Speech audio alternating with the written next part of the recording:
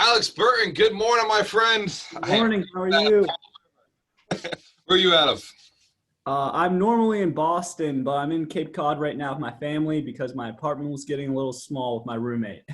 Got you. Now, Got you. Yeah, that is one of the parts of social distancing. Family is safer than roommates yeah. because, you know, with family, you've already lived with each other for a long period of time. With roommates, this is trial.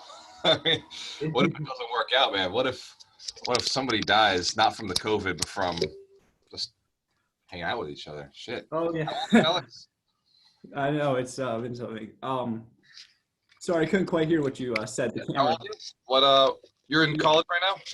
Yeah. So I'm a senior in college. I'm 21, but I'm taking the next 6 months off to work at the Bank of New York in a Nice. co-op position. So what my goal is you work there for 6 months. I had completely finished like my degree, like the requirements. It's just I have a couple credits left, and I figured it's better to go out and come back with a guaranteed job Yeah. when you graduate.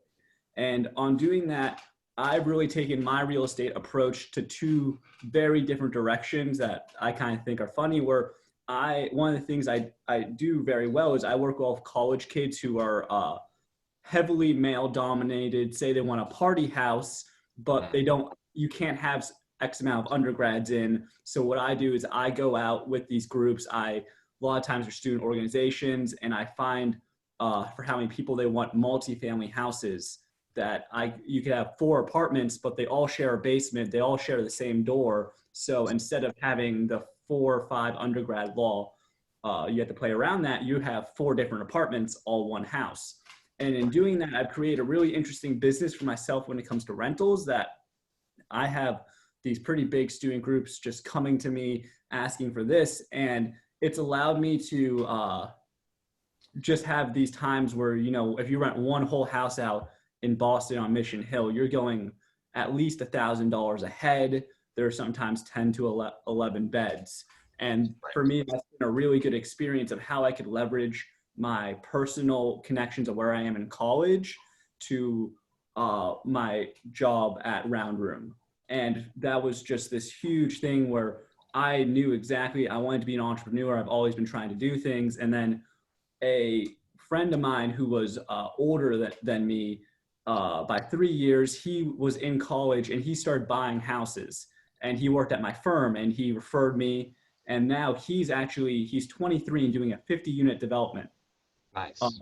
that they're building ground up, and they have a very sophisticated structure. And part of that comes from one of the things I'm very fascinated with is I'm studying finance and financial technology, where I have a data analytics approach into my education of how you view financial aspects. And then I have the sophistication to work at the Bank of New York. You tend to have some background in debt, how corporate finance works, and how just investments as a whole, because I work client relations on some portfolios. So I had to be able to explain to people why this is doing what.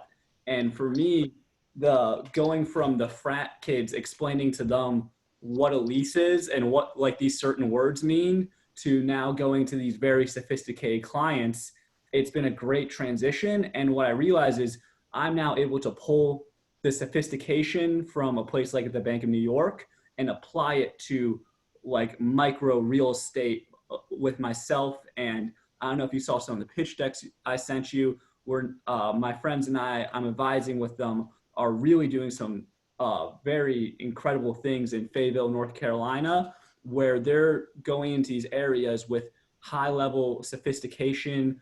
They model every little bit. They actually have Goldman Sachs advising them, one of their advisors, and they're going to these neighborhoods that are heavily military towns, where if you go to try and find a house and you ask for financials, you maybe get a spreadsheet with like net operating income. And they're using their high level financial planning to be able to plan out how they buy each and every house. And they just have that huge edge in the competitive marketplace. So one of the things I'm doing for them is helping them get the capital, the debt servicing, and even I'm about to buy some of their houses. And you have both the buy and hold strategy and then the turnkey. Once you start getting capital coming and you need extra, one of the things that we prefer to do is try to sell a flip that we were going to rent as a turnkey property, so we Right. could pull out capital from that without having to dilute shares. Right.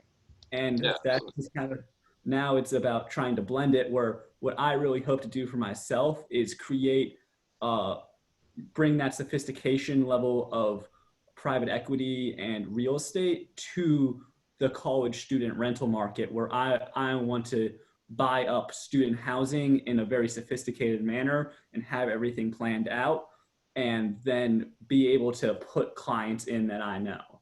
And Right. for me, I'm just trying to find that happy middle to do that on the side while I just build my resume up with work, because eventually for me, I want to have like my own full service private equity.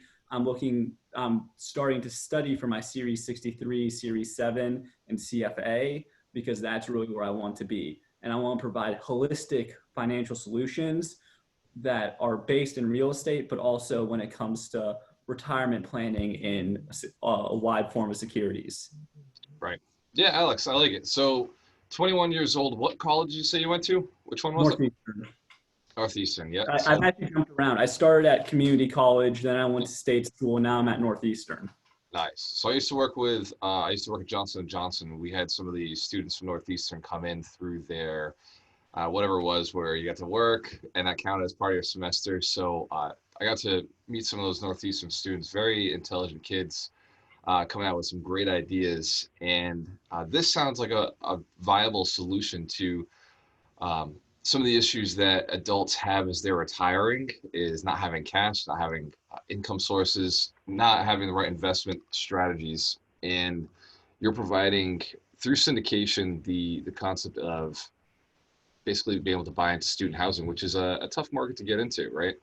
It's just super niched, high maintenance. You're turning leases every 9 months. It's one of those strategies that I have avoided, but I know guys who are doing it, and they've done a great job in student housing in Providence. They got a bunch of two families, and they turned them into, like $8, $10, whatever, and it's worked really well for them.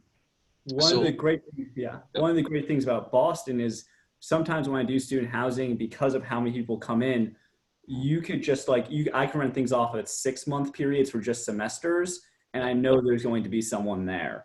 For my personal place, I rent out bedrooms where I live, and I think my roommate was like, "Oh, I have to leave. Is it okay if I break the lease?" And I was like, "Sure." Within a week, the first person that I talked to moved in. And a Right. lot of that just comes to knowing the clientele and knowing how to get there. And it also helps that I go to class with people. Like whenever I introduce myself in a class, that's one of the things I make sure to state.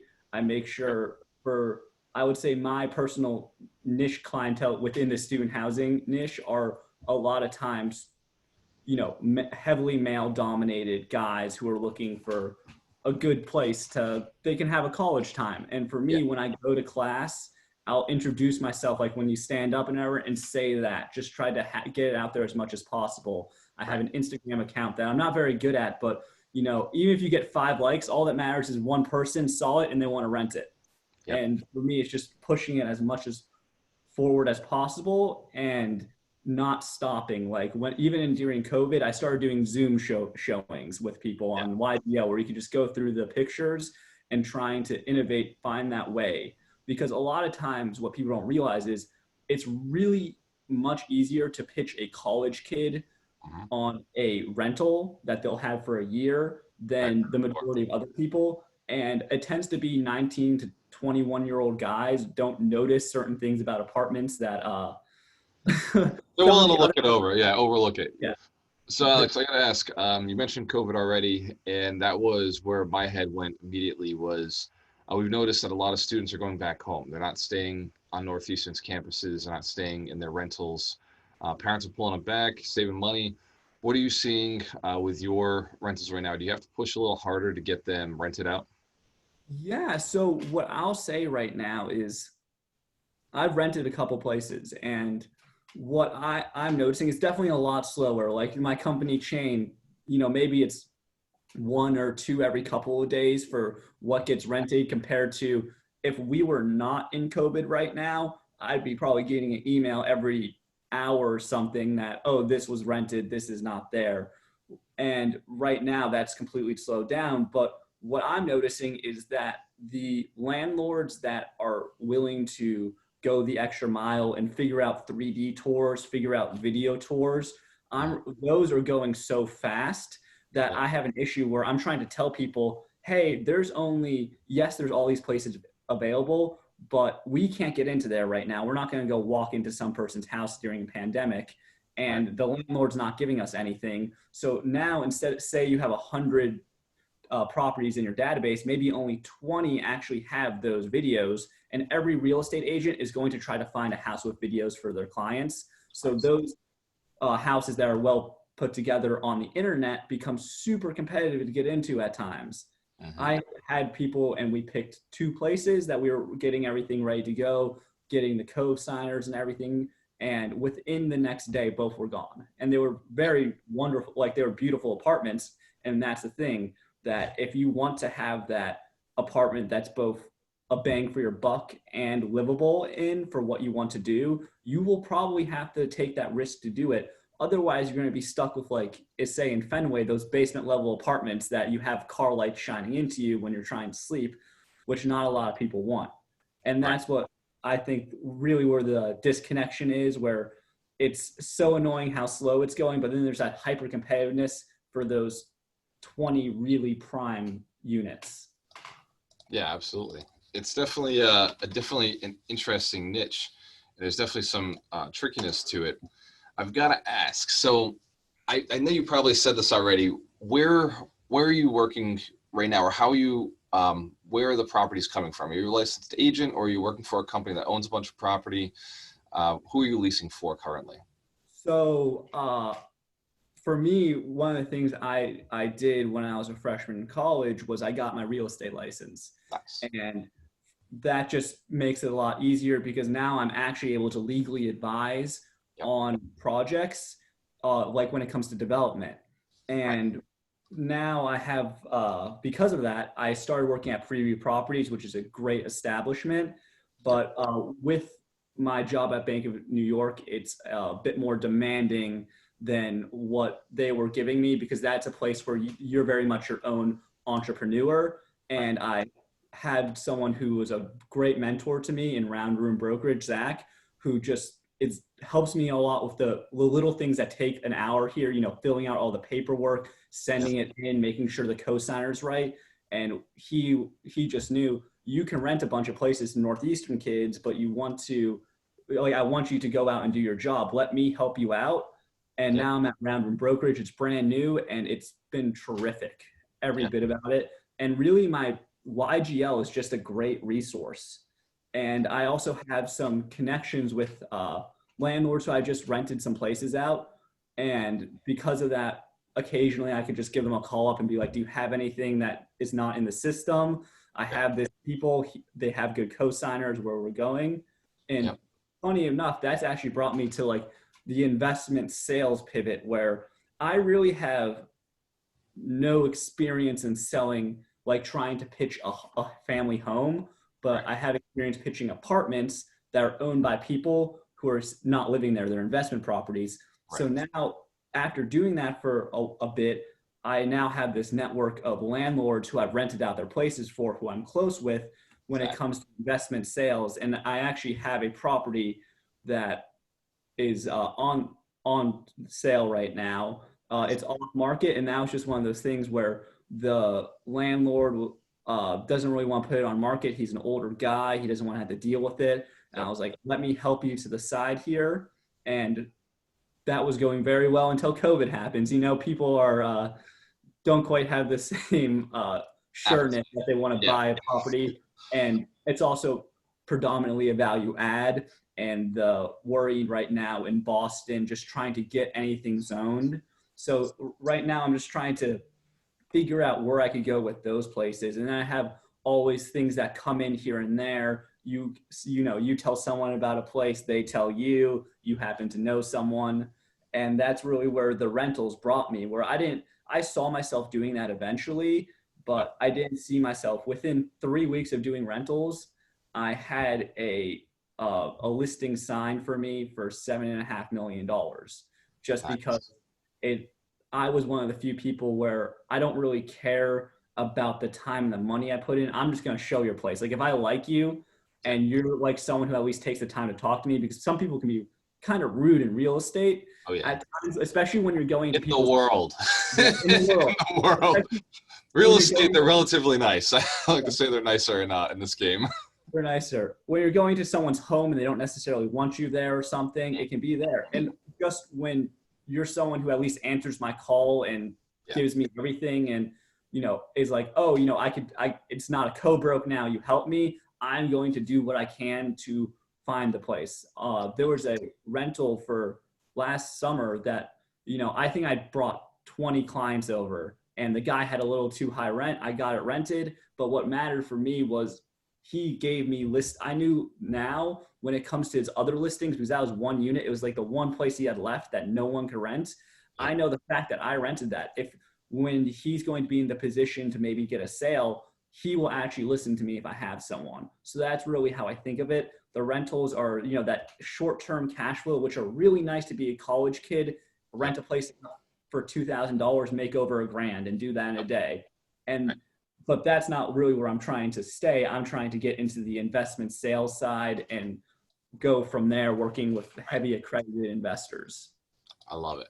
I love it. So essentially, you're doing exactly what I tell new agents to do. If you want to work with multifamilies, you want to work with landlords, go and service them on the rental side. Go and connect them with the contractors they need, connect them with the painter, whatever it may be to get that tenant turned, that unit turned, and then go service them and filling the unit.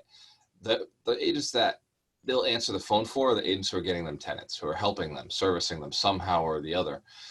And also those landlords take care of them for a little while. When they're ready to sell, you're the first they let know. You say, hey, by the way, I'm getting ready for sale. How do I prep? Because not all landlords know, right? Especially the small landlords, only been around for a little while. They got 1 or 2 buildings. And in Boston's no different than anywhere else in the world. They're not exactly savvy investors. They just bought the house. They got lucky when the market tripled 10 times, went up in value. So there's still normal people who just happen to have massive net worths. They're not super sophisticated. And what they need is someone to say, hey, this is how we raise the value. We got to get cap rates up. We got to turn the property over. We got to, get the rents up there. And so you can offer that service. They're going to work with you. On the other side of it is they've got a ton of equity. They may be willing to sell or finance pieces of it. The bank will bring the rest. It's definitely an easy option when you have the relationships. One of the pieces I tell everybody, you can invest in any city across the country. It doesn't matter where you're at. It doesn't matter if it's over flooded like San Diego or Boston or New York. If you have the right strategy, you can get through and you can cut through everything and get it done. I love the rental market for student housing. Right now, I hate it, but right now, the only thing that's really doing very well is normal residential, and all the rest, commercial usually is a strong component, but is wiped out. Office, usually strong, wiped out. Storage is still doing okay, and industrial is doing okay, but the student housing got wiped, and so did retail is burning. So it's one of those things that I think does well no matter what, as long as there are student loans to be had, as long as the federal government doesn't change loan structures on the way students finance their college degrees, and as long as college degrees still provide jobs, right? So we're getting to a point where that may not be there in the long term, but I think for the next 5-10 years, you're in a great niche. I would just be concerned to be able to pivot, right? To be able to accept lower rents if something in the federal government changes where suddenly it's no longer a benefit to go to college, right? But in Boston, you're all right because those colleges at least are higher level. What is it? The great thing I love about Boston, it's like one of the things I tell people, I'm like, oh, are you worried about this? I'm like, tell me this. If your kid got into Harvard right now, what would you say? No? Like there's so many of these elite schools, Harvard, MIT, Tufts, Northeastern has below a 20% acceptance rate, BU, BC, that there's these schools that are the pinnacle, and that's not including all the medical around there. That what I love about Boston is if a kid gets into Harvard, you bet that kid's going to Harvard, which means I at least have 10,000 something clients hanging around there. And then Boston Medical's the best in the world. And one of the reasons why places like Brookline people are buying these low cap rates and everything, because like just thinking about that, you have the students and then doctors are going to get paid, even if there's a pandemic or something, they're still going to get that money, and it's a secure especially market. in a pandemic. Yeah. Especially in a pandemic, we need our doctors. Those are our best tenants right now, the nurses and doctors. And it's just like for Boston, that's something that really attracted me from there, that I know I have these clienteles that I could go to. And eventually, if I stay in real estate in this way of doing an agent, which I plan to do really just for a while, because even if you're making $1 to $2 grand while you're doing rentals where you're working that full-time job, that's an extra $24K a year. And that's a significant amount of money. And maybe I might pivot from students to, I guess, doctors, but I right now I don't see that, because it's easier for me to rent a 5-bed to a bunch of kids than to deal with some guy who may have a family that's very particular about school zoning and everything, like all those things that I don't want to worry about. I'm very big in, I want clients that they don't really care a lot. They don't care about school zoning. And also just going broader for that, as me as a real estate agent, things I cared about was I don't pay a fee for where I am. Like I have no fees. They handle all of that. They give me my database for free. I got free IT help. I got so much for free. And that I'm going to ask questions about paperwork, because for me personally, when I'm doing paperwork by hand, no matter how much I see it, I struggle with it, and I want someone to check it over. So I want that. My broker he's been doing this for 10 plus years, and he's seen the same lease over and over. And I know that I can just send it to him. He doesn't care what time it is. He doesn't care that I'm bothering him. He just does it. And for me, those were things I cared about. And also the social aspect. I like that I'm with people, although I'm in college, I got invited out to go to the company party and everything. They still talk to you. You could sit down, and they know sometimes at Preview Properties, my old firm, December was a really slow month, just in general for rentals. It tends to be because it's the middle of the winter. As soon as it gets warmer, people start to worry. And because I was in college, I got these clienteles that they didn't have. They didn't get the adult clientele weren't looking. So I was able to become the top grossing rental agent at my old firm for a month, just because of where I was. And for me, that's really what I cared about, that I had people there who in 3 months showed me what I needed to get to become the top agent, and that were willing to answer every question, and that didn't charge me. And that gave me, if I need something on the MLS, rather than me paying for it, I can just ask my broker and he'll send anything over that I need. That's really good for me, that I lower my costs. So I just take home more of it. So that's really how I looked at it as a whole, where no matter what I do, I'm looking at the cash flows at expenses. And that's part of the reason why I didn't go with sales to homes, because it's going to be so much slower. And for me, it takes a while. Like the paperwork for homes, it takes me a lot longer to go through it and, do it correctly than a lease that I have everything pre-set up for and just need to check over what the tenant fails. It's interesting because most markets all across the country will give opposite advice, right? So for us, we're an hour south of Boston. So we give the opposite advice. We say, fuck rentals, don't touch them. It's not worth your time, because the rentals are $1,000, you're getting half, right? And there's such a huge tenant pool here. There's so few rentals that it's just not worth your time to go in and shop for them. Whereas in Boston, there's a massive demand on the rentals, and real estate agents are actually involved. Down here, the landlord can rent themselves. There's no need for an agent. There's no need for the sophistication of an agent to do it. And so we actually burn through way more transactions on the brokerage side on selling real estate than rentals. And the only other markets that I see hot like that are Miami, LA, San Diego, Boston, New York. Those are rentals markets that renting actually makes you a good living. And you wouldn't even touch the transaction side, because these rentals are way faster, right? Yeah, at my old firm, Preview Properties, one of the things that really got me, there was a couple things that I knew this was the right place for me. It Yep. was one, they actually had like, they averaged out after your training what agents were making, and it was Yep. $2,000 a week. Yeah. And that's like in your first year, you know, like in your first year, if you were doing this full time, you were making 60K. What Yep. happens doing it 5 years and you like you figure out how to do it? You have people, you know, making over like 200K sometimes off of rentals. And for me, I wanted a place that they said that to me, that's how much money you can make. And I did that in a week. And it was weird for me working like being a 18-year-old, 19-year-old. I worked pretty crappy summer jobs. I worked in a kitchen Yep. in terrible heat. And then I did like moving furniture. I worked some retail jobs where you're getting paid, you know, maybe a little bit above minimum wage, but to make what you would do in like a month Yep.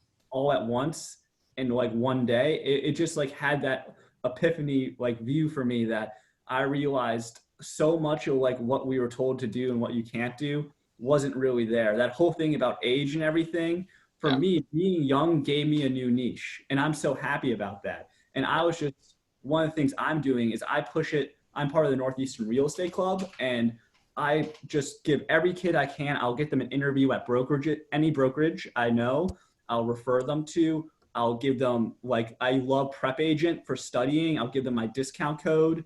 I'll help them study just because I know that if I instill this into other people like it was instilled to me, I have such loyalty to the people, the two people who helped get that job to me, Yep. because it opened all this up, that I want to do so much business with them in the future. Yep. Like I'm trying right now to save money so I could buy some of their places just Nice. because they'll manage it for a discount. And I'm like, that makes sense to me, the cash flows. Yep. And that's what I want to do. I want to help people right now do that. So I think I've had set up like 5 or 6, you know, with Corona now, necessarily people might not be doing it because it was a summer like starting, but I think I had like around 5 or 6 people at my new firm get hired. And Nice. like, for example, at the Northeastern Real Estate Club, every week we have a big meeting where we have some pretty cool people come. We had Slater Holdings, we had Sal Lapule, we had Tantran, who is some genius. It's hard to explain him. He's just a genius and Yep. made more money than I can imagine. And other people like that. And being in an environment where you now have these adults who are doing these, sometimes billionaires coming in to speak, but then you also bring in the brokerages to begin with that like I'll go out and talk to just to have them to be like, here's this guy when he's 50, here's what he's doing. Here's this person right now that wants to hire you to do rentals and will train you so you could eventually reach there. And that's really what I've been trying to do in my community.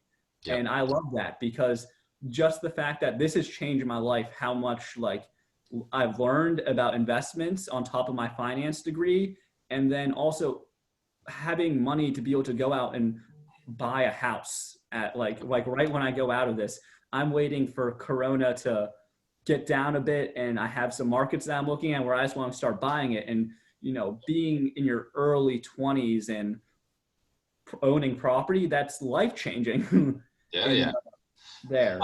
So I started buying property when I was 21, and I look back, and if I had your mindset, right, if I had the financial backing, the background that you have now, I would be a monster right now, right? So we're at 50 units. We do okay. We got a $4 million business. But if I was thinking the way you're thinking, right, like the way you're thinking right now, you may not have all the answers. You may not have all the experience, but give yourself a year or two, right? Give yourself a couple of months if you hustle hard. And like you can build very quickly. Just do a couple of deals, get them under your belt, you know, buy some small stuff wherever you buy it. But at this point right now, yeah, use your own money. You know, do at least one deal with your own money, because I hate the idea of telling anybody to go out there and leverage other people's money until they've done it with them. At least one deal with your own cash, right? So stack up your own cash, earn it, invest it, keep right it, now, don't lose it. house hacking right now for in Boston, where I got a 1-bedroom split, and I was lucky that my parents, believe it or not, they didn't want a 19-year-old to be the only person signed on a mortgage for an apartment. So I was lucky enough to have my parents really come help me with that. Yep. And what I ended up doing is a bit about my mom. She actually owns a construction business that does beach type houses, big fancy $1 million houses in Connecticut, like in the Fairfield County for like the investment banker type of people. And Nice. so I was lucky that for her, like she was just like, okay, yeah, I'll give you I've been around it for so long. The idea of me managing a little construction site, well, I was doing real estate, it was fine. So I was living in construction for a summer. And what I did was I converted my 1 bedroom to a 2 bedroom so I could rent out. I cut the dining room in half. I put up a wall. I redid some of the wiring. Yep. And I was able to now rent that out for $1,400 a month. Yep. Split my utilities. I have a friend who lives there, which is great. And that just brings down so much. It brings down your cost by so much. House hacking, man. That's part of the game. I'm just trying to find it where even if it's a little apartment, I'm renting my couch if I can at some point. I have friends who will come, like if they need a place for like a month or two while they're trying to doing their interviews, I'll rent them my couch. Yep. Or whatever, just whatever I can do to make that bit of money. You can Airbnb a couch in Boston. I've spent nights on Boston couches in Revere and. Well, my condo looks over Fenway Park. Mm-hmm. So the room that I rent out looks into Fenway Park, which is what I plan to do eventually once I move out of there, because I have a dog, so I don't necessarily feel comfortable having anyone Airbnb there. Is Airbnb it as it's I redid it. I have a brand new kitchen. I have a very nice bathroom, brand new wiring, and I'm gonna Airbnb it as like a dude's getaway. Watch a Fenway game. Be at Fenway. Yep. I live on the Peterborough. I live on Park Drive on the corner of Peterborough. Oh yeah, Park Drive. Yep. Everything, and like that's like where the room is. I think that's kind of like a unique thing for future. Because I don't necessarily want to, for Fenway, one of the reasons why I loved that place was it was a huge jump getting it, where I was really happy that I had that experience where I watched my mom close more houses than most real estate agents. Yeah. So being able to go there and seeing, like, getting to do it with yourself and actually getting your hands on and finding a property that will appreciate, you have that value add on it. In the Boston market, it was just this amazing experience that was intoxicating for me. I want to do it again and then again. Like I can't stop now. It's reading. Like winning the game of life. It really is fun. Yeah. And it's it's already appreciating so much from both the construction. I think I've added I was doing some estimates. I've had it for a year now. It's gone up around 60K in value. Yep. I mean, I don't know if Corona, but right before Corona. And for me, that was just like a cool thing to be able to see, okay, I found these guys, I got them to do this construction. I found this place. I actually was able to get in before the first open house because I had this issue where this was the third apartment I saw in Fenway, but I know the Fenway area. And one of the things I know is they don't stay. So the first apartment I saw, we figured out what we could do to it to create the value add. And then we were writing our offer, and an international buyer came in all cash. There you go. And it was like, okay, there's that. Terrifying. Yep. So then then we go to the next showing, and it was this really nice apartment, and there was another international buyer coming there paying cash. Yep. And I was like, I'm trying to be one of the first people in the open houses, and these international buyers are coming in paying cash. Yep. So what I did was, it was actually my mom's strategy, which was where I was grateful that she's very versed in putting offers in on houses with how many she's done. We were able to get in early in the open house and then